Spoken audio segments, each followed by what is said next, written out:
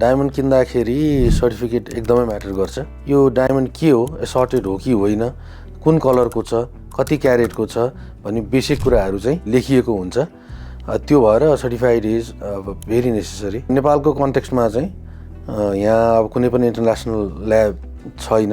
जिआइएहरू जुन चाहिँ संसारमा अब यो हाम्रो जेम्स एन्ड ज्वेलरीको दुनियाँमा चाहिँ हाइएस्ट अथोरिटी हो। उनीहरूले नै सर्टिफिकेसनहरू प्रोभाइड गर्ने गर्छन्।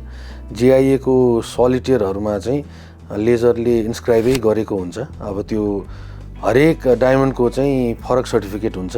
त्यो भनेको चाहिँ त्यसको बर्थ सर्टिफिकेट जस्तो, because every natural diamond is different. र त्यहाँ त्यो डायमन्डको कलर के छ, क्ल्यारिटी के छ, त्यो वेट कति छ, मेजरमेन्ट के छ, त्यसमा चाहिँ अब पलिसिङ कस्तो छ, सिमेट्री कस्तो छ, त्यसको प्रपोर्सनहरू कस्तो छ, त्यो एभ्री डिटेल चाहिँ त्यहाँ लेखिएको हुन्छ। त्यो भएर अब किन्ने मान्छेलाई पनि मैले के किनिरहेको छु भनेर थाहा पाउनलाई चाहिँ सर्टिफिकेसन इज भेरी नेसेसरी।